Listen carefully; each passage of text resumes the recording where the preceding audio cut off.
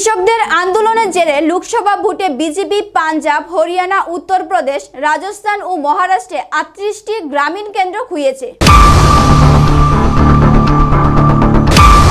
এবার মহারাষ্ট্র, হরিয়ানা, ঝাড়খণ্ড ও জম্মু কাশ্মীরে বিধানসভা নির্বাচনের আগে ফের গোটা দেশের কৃষক সংগঠনগুলির মঞ্চ সংযুক্ত কিষাণ মোর্চা আন্দোলনে নামছে। মোর্চা সিদ্ধান্ত নিয়েছে, ভোটমুখী রাজ্যগুলিতে কৃষক নেতারা বিজেপির মুখে খুলে দেওয়া বিরোধিতা করা বিজেপিকে শাস্তি দেওয়ার ডাকও তারা দিয়েছেন। এই রাজ্যগুলিতে কৃষকদের সম্মেলনে ডাকা হবে। বিজেপির কৃষক বিরোধী নীতির বিরুদ্ধে পদযাত্রা যাত্রা মহাপঞ্চায়েতের আয়োজন করা হবে। আজ কিষাণ মোর্চা ঘোষণা করেছেন, এমএসপির আইনি গ্যারান্টি, চাষীদের ঋণ মুকুবের দাবিতে তারা ফের আন্দোলন শুরু করবেন। সংসদের বাজেট অধিবেশনের আগে সংযুক্ত কিষাণ মোর্চার তরফে প্রধানমন্ত্রী নরেন্দ্র মোদী লোকসভায় বিরোধী দলনেতা রাহুল গান্ধীর সঙ্গে দেখা করার জন্য তারা সময় চাইবেন। বিজেপি এবারের লোকসভা ভোটে দেশে ১৫৯টি মূলত গ্রামীণ লোকসভা কেন্দ্রে হেরেছে। বিজেপি নেতারাও মানছেন কৃষক অসন্তোষ।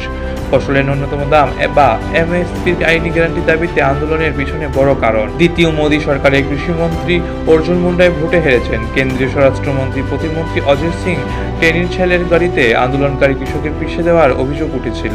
নতুন করে আন্দোলন ঘোষণা করলেও কৃষক নেতারা এখন ফের দিল্লি অভিযানের কথা ভাবছেন না।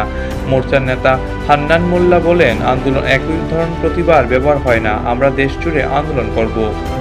Bureau report, Asian Times.